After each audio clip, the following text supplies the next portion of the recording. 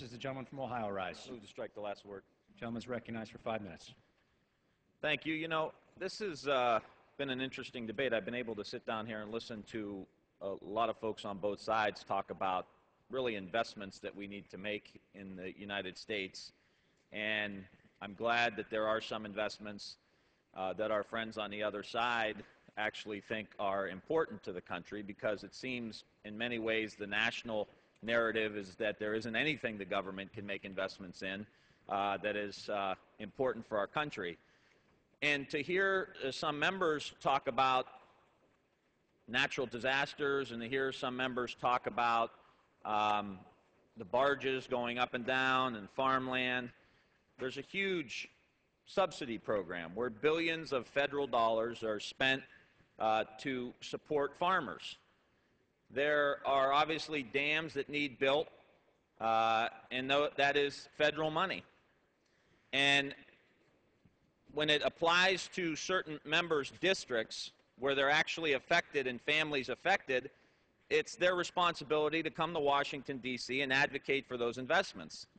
And I think what you're seeing here on our side is that we have members on this side of the aisle who believe that investments need to be made in our communities too.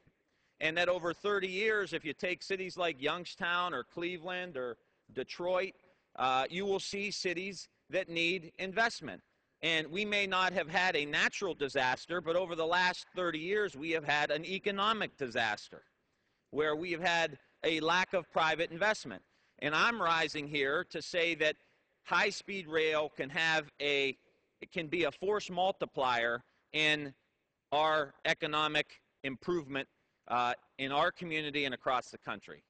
And the gentleman from California just cited the number of jobs, the billions of dollars that could be invested. And in Youngstown, Ohio, we would be linked up to a Pittsburgh to Cleveland corridor that would then go over to Toledo and Detroit, that would make its way over to Chicago. This is essentially connecting the United States of America. But you take an economic region like ours with two major powerhouses in education and in healthcare that would be connected by high-speed rail. And in Ohio, we gave away the high-speed rail money too. Our governor gave it away. And there were hundreds of millions of dollars in private investment that was going to follow the public investment that needs to be made. But if we're going to connect, if we're going to try to resuscitate some of these older areas in our country, high-speed rail is a way to do it. These are investments that can be made. We can connect the Cleveland Clinic with the University of Pittsburgh Medical Center.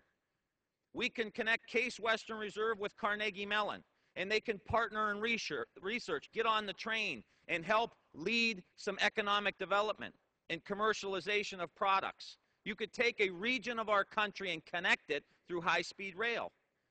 And so the problem is, and I will end with this, all of these investments need to be made. This is the dirty little secret in Washington, D.C. We're only spending 2% of our GDP on our infrastructure. And while China and India are spending 10% of their GDP reinvesting back into their country. And we will lose the future if we do not make these investments. These are critical to the competitiveness of the United States. Both the dams that need to be built and the high-speed rail and the roads and the combined sewer and the airports and the ports and the highways and the bridges. We need to invest in all of these things. Our country is crumbling.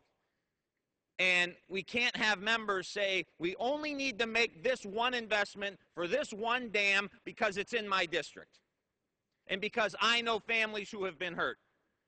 We've got to elevate ourselves and look what needs to be done in the entirety of the whole country. And how are we going to compete against China? How are we going to compete against India? How are we going to be globally competitive? All of these investments need to be made, including the economic development and the private investment that can be drawn in through high-speed rail. I yield back the balance of my time. The gentleman yields back.